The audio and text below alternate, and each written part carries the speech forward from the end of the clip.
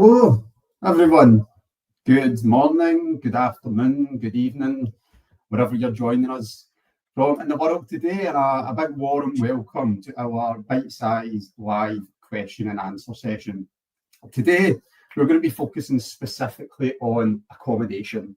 So whether you've already applied to study at Glasgow, whether you'll be looking to apply in the future, we're going to give you all the information you could need in relation to come and study with us here at the University of Glasgow. So myself, I am Niall, and I work as part of the external relations team here at the university. And I'm delighted to be joined by two of my lovely colleagues, Ellen and Eric. How are you both doing, guys? Are you all good? Smashing. Yeah. Perfect. So we are going to be with you guys for around about 15 minutes today. As we say, these sessions are bite-sized. We like to keep them sharp, keep them short, but we will be live on the chat for around about 30 minutes. So even though we'll go off screen, we'll still be able to answer any questions anyone has for that sort of second 15 minutes of the session. And the three of us are coming to you live from Glasgow today, and we know that people will be joining us from right throughout. So please, if you feel comfortable enough, just give us a little hello in the chat and let us know the city or the country or wherever you're going to be joining us from today. So just before we start, just to flag that all the information that you'll be looking for can be found on the Accommodation Services webpage. And if you can't find what you're looking for there, a pop-up chat option is available as that ticker tape comes on screen to give you the exact page that you need to go to. We also have our UofG Living site, which gives a real flavour of life in residencies, plus loads of tips and practical advice. And you can see examples of events that run right throughout the year. So I am going to stop talking now, and without further ado, let's get started answering some of the questions you guys have. So Ellen, the first question I have for you is, am I guaranteed accommodation? Thanks, Niall. And hello, everyone. I'm Ellen from Accommodation Services. As Niall said, I'm the Marketing and Customer Services Manager. So am I guaranteed accommodation? So first year undergraduate, yes, you are. You need to apply by the 14th of July and meet your conditions of study by the 25th of August. And if you meet those two conditions, you are guaranteed an offer of accommodation. If you are an international postgraduate taught student, you are also guaranteed an offer of accommodation. Again, you need to apply by the 14th of July, and there are a number of other conditions and deadlines that you need to meet, and you can see those on our web page if you follow to postgraduate admissions policy, and you'll see the details there. Now, although the deadline to apply is the 14th of July to be guaranteed an offer, we do accept applications beyond that point, but we do urge you to apply as early as you can in the process, just to make sure you're not up against that deadline of 14th of July. Perfect. Thank you very much, Ellen. And actually, one over to you again, if you don't mind. How much would it actually cost to live in accommodation at Glasgow? Okay, so again, the range for session 25-26, we are starting at £125 a week. That's for a twin room, so you're sharing a room in accommodation. That's available in some of our undergraduate properties. And for single standard room, that starts at £161 a week. And an ensuite room will start at £172 a week. So the 161 standard, that means you have your own bedroom, but you're sharing bathroom and kitchen facilities. The ensuite, obviously, you've got a private ensuite room, ensuite shower room, and then you're sharing a kitchen. Now, your fees, accommodation fees are not paid monthly. They're generally paid across 7 instalments between October and April. And also, it doesn't cost anything to apply for accommodation, but at the point of accepting your offer of accommodation, most applicants will be asked to pay a £600 prepayment. Now, that's not a deposit that's returned to you at the end of your stay. Rather, it's basically September's rent. So that gives you time when you arrive in Glasgow to organise your payment plan to pay your accommodation fees from October. I said it was these fees, 125, 161 or 172 per week. Those are per week. So to get the total value of your accommodation fees, you multiply that by 39. That's the majority of the undergraduate contracts, which take you through from September to June, or 51 for postgraduate residencies or postgraduate contracts that require the full year. Brilliant, thank you very much. So Eric, I'll come to you now for a question, if you don't mind. We often get asked, people who were very similar to myself, I'm not sure if you were the same back when you were 18, being unable to cook a decent meal. I still live off cereal every single morning for my breakfast because I can't do anything more than that. But if someone hasn't cooked for themselves or has had to do something like a grocery shop, for example, do you have any advice for them coming to university about what they can expect? Yeah, of course. I've actually been in the same position being a graduate from University of Glasgow. So I can definitely say it's become kind of a rite of passage for most students when they arrive that they will eventually end up with the classic bean on toast. But there are plenty of options actually for the University of Glasgow. For example, Wolfson Hall, which is one of the catered halls of residence, or the only catered hall, it does actually include meals, breakfast, brunch, or dinner as part of the rent that people pay there. So if you're the kind of person who's like, oh, you know what, I can't be bothered, I'd rather focus on studies and social life, then maybe that's an idea for you. The other halls of residence, they're all self-catered. So that basically means you get a kitchen, but you're responsible for sustaining yourself with whatever it is, be that, eat a bag of chips or whatever. But there are options for purchasing a meal plan, which basically means that you can pay up front and then on campus, you can collect your meals. And there's plenty of information and details how you can book that. That's coming onto the accommodation website over summer. On a personal note, it's a great chance, if you don't know how to cook already, to learn how to cook, because it's actually quite fun, especially when you're flatmates and you decide you're going to have something cook together. It's a great way to actually get your flatmates together and meet some new cool people.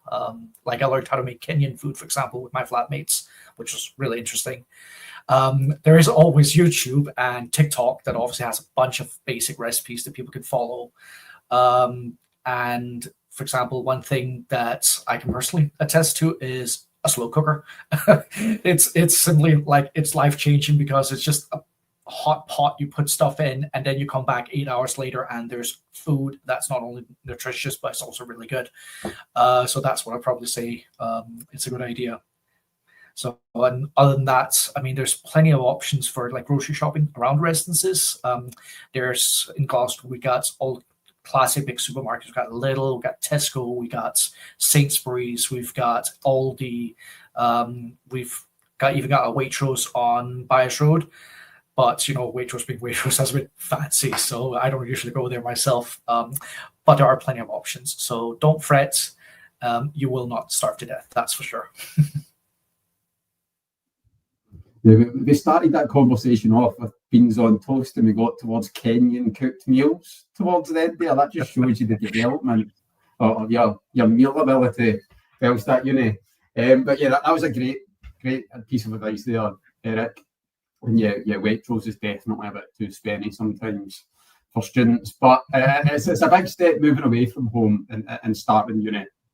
I was just wondering, Eric, would you be able to explain a little bit about the sort of support that's available, both on campus and in each of the accommodation options that we have? Yeah, of course. I've actually, for many years, been quite heavily involved with the support at the residences. I'm working at one of them, for example.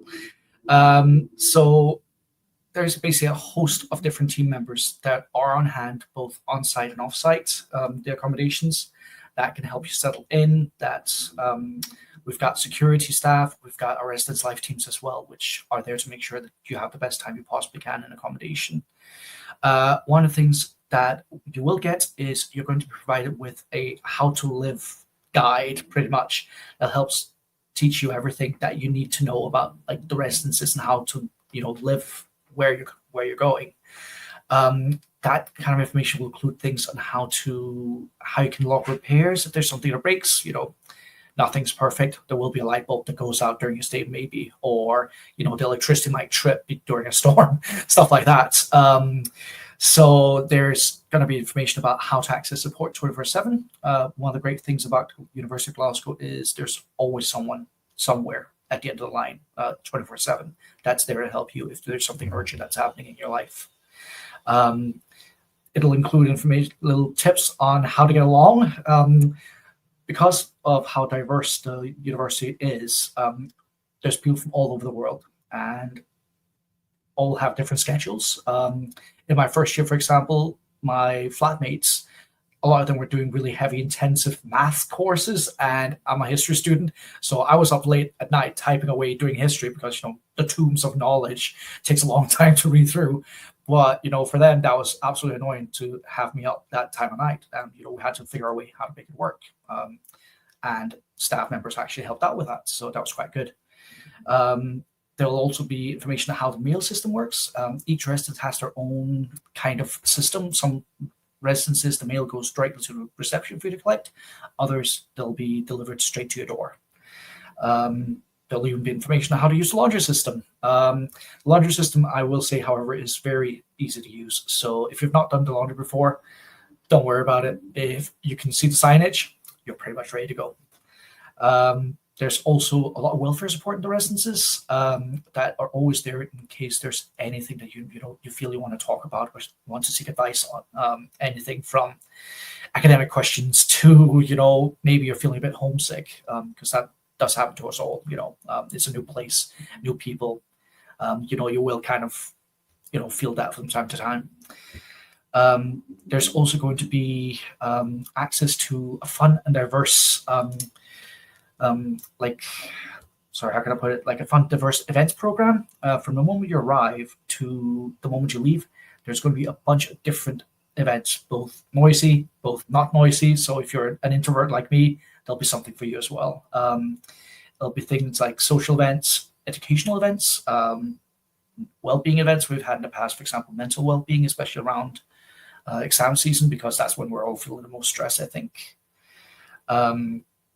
Also, you have the opportunity to invite students when you arrive and when you're living with us to actually get involved and volunteer with the rest life, especially around the events, because we admit it, everyone has their own interest, and sometimes, there might be something that you think, what, we should do something about this. Well, you got the opportunity to actually take part of it.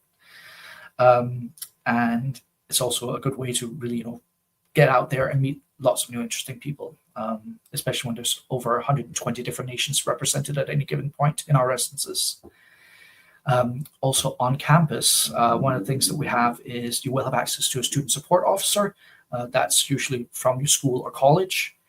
And they're there to basically offer signposting and support with pretty much all the wide range of issues and challenges that you might face when you're a university student. Things like, for example, how do I deal with my finances? How do I look at my future career? Where's all this work going to take me? What are my options? It'll be things like, I have a question about this particular issue I'm having with the university. Where do I go? They're there to help you find that information and help you get sorted. There's also student listeners, and they're basically fellow students like yourself. They're trained to basically listen to any issues you might have late at night. It can be things like, like I was mentioning earlier, you're homesick, you're finding it a bit difficult trying to make friends. It's not always the easiest. Or basically, anything that comes to mind when your first time away from home. For example, for me, like I mentioned before, cooking, I had no idea how to get started. I didn't even know how to use a pot. And the student listening team was actually really, really fun. And they basically got me onto YouTube. And they were the people actually suggested slow cooker for the first time. So there we go. the knowledge is spreading out. Get a slow cooker.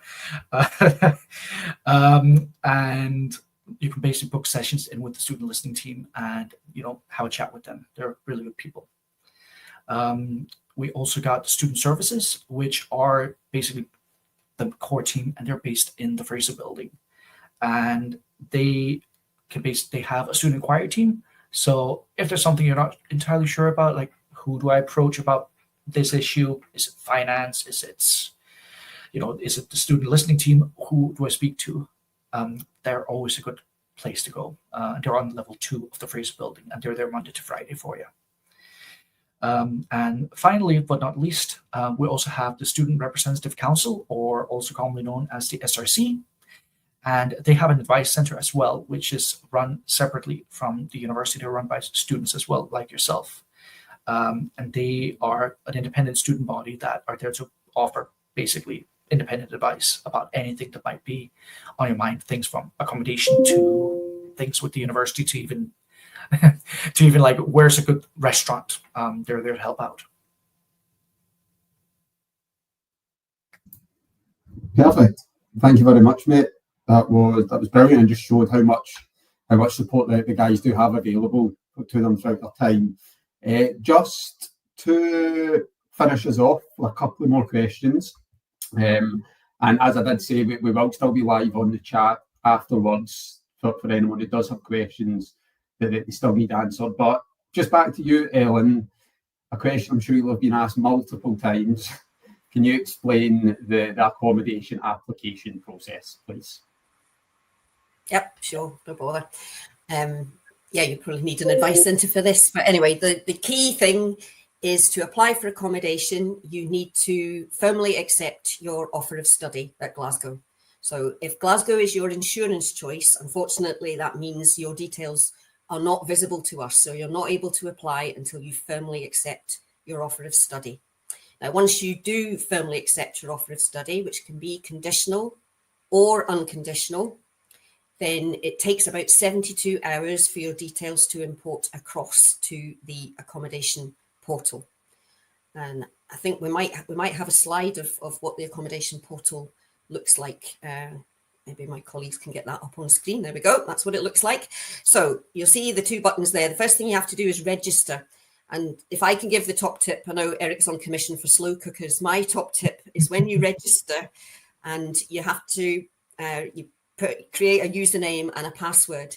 Please, can you remember and take a note of those details, because you might imagine that you're applying. We're hoping actually applications will open up probably in the next week to 10 days. So early March for September 2025 arrivals.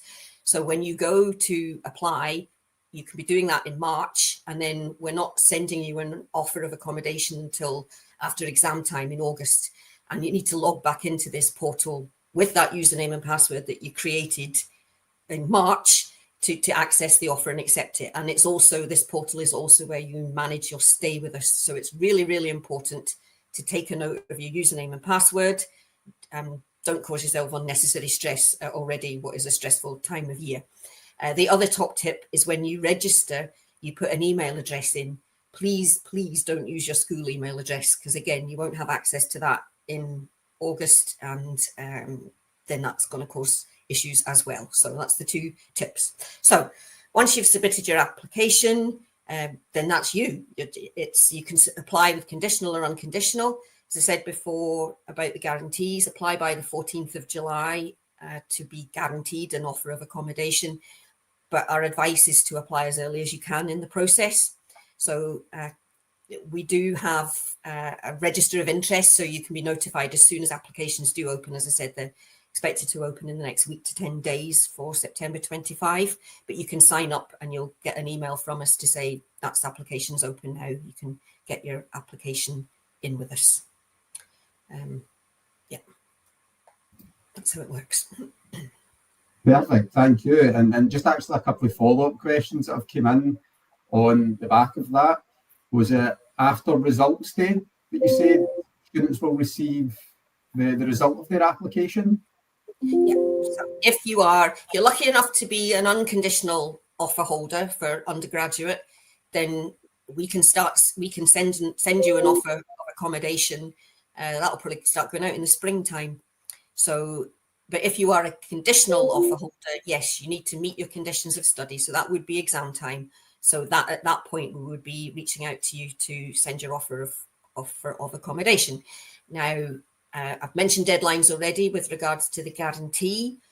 All our offers of accommodation also have a deadline in them. So if you're not going to be around, everything will come by, it all comes by email. That's how it's communicated to you. So if you're not going to be around about that time, if you're lucky enough to be going traveling or whatever over the summertime, make sure somebody can access that, or you can access that to get in to accept that offer of accommodation. Because if it expires, then it's not to say we won't come back to you with another offer, but it's always best to react and meet that deadline on the first offer of accommodation that you receive. So yeah, generally exam time if you're conditional undergraduate, and then if you're unconditional, then it'll be springtime. We'll start writing out to you. The other thing you can do is you can also sign up once applications are open. We'll have an applicant newsletter that you can sign up to, again, which is something where we have some nice stories and nice UofG livings and more of tips and things about coming to Glasgow, explaining a bit more about the city, what a great place it is to live and to study. So you can sign up to receive the newsletter. So between applying for accommodation and then actually receiving that offer, we kind of keep in touch via the UofG living site, and you can sign up to receive that too. So that's a great way to kind of, as I say, keep in touch and start building that excitement for coming to Glasgow. Like Erik, I was also a student at the university too, so wholeheartedly recommend it. It's a great place to study. Perfect. Thank you very much, guys. That is us out of time on the session in terms of the video today, but don't worry, me, Erik and Ellen are not off the clock yet. We will still be on the live chat, guys, for the next 10 minutes or so. So please, if you do have further questions, or if you're just desperate to know Erik's choice of slow cooker, then we'll definitely get that answered for you. But we really hope you found that session useful, and it gave you a better understanding of what life could be like here in Glasgow in terms of studying with us, and then also staying in accommodation as well. I just want to say thanks to both of you guys as well for being part. Your answers were brilliant and provided lots of great information for all of our guests who are watching today. But I just want to say stay safe, everyone, and hopefully the three of us will be welcoming you to Team UofG in the not too distant future, possibly in September. But bye for now, and speak soon. Bye-bye.